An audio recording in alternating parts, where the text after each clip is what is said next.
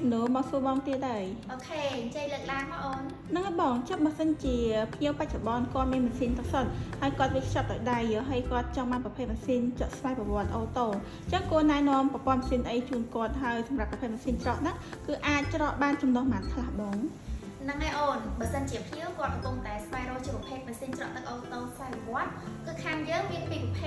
ប្រភេទទី1គឺជាប្រភេទ 2 in 1 ដែល 2 in 1 គឺធ្វើការពីរមុខក្នុងពេលតែមួយមុខងារទី1គឺច្រកទឹកចុងដបអូតូដែលក្បាលច្រកទឹកមាន12និងមុខងារទី2គឺអុកកម្រិតដបអូតូដែលក្បាលអុកកម្រិតដបគឺមានចំនួន1ហើយសម្រាប់ម៉ាស៊ីនទី2គឺជាប្រភេទម៉ាស៊ីន 3 in 1ដែល 3 in 1 គឺធ្វើការ3មុខក្នុងពេលតែមួយ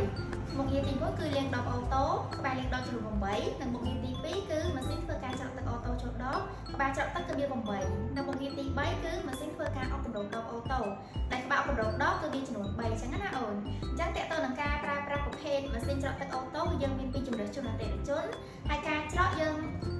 បញ្ហាម៉ាស៊ីនហ្នឹងគឺយើងប្រើប្រាស់ទៅតាមប្រភេទដបរបស់អតិថិជនដូចថាគាត់ចង់ប្រើប្រភេទដបចំណុងកន្លះលីត្រយើងប្រើម៉ាស៊ីនសម្រាប់ច្រកដបចំណុងកន្លះលីត្រហើយបើសិនជាប្រភេទ1លីត្រកន្លះគឺយើងប្រើទៅតាមប្រភេទម៉ាស៊ីនច្រកទឹក1លីត្រកន្លះអញ្ចឹងណាអូនហើយតើតើនឹងការប្រើប្រាស់វិញគឺម៉ាស៊ីនយើងប្រើប្រាស់គឺមានភាពងាយស្រួលស្តង់ដារអនាម័យហើយការច្រកបានលឿនហើយជាពិសេសគឺជួយសម្រួលដល់ពុកម៉ែបងប្អូនដែលគាត់ប្រើជាប្រភេទម៉ាស៊ីនអូតូអញ្ចឹងណាអូនចាបងអរគុណច្រើនបងសម្រាប់ការបកស្រាយយ៉ាងបោះក្បាយជូនបងអូន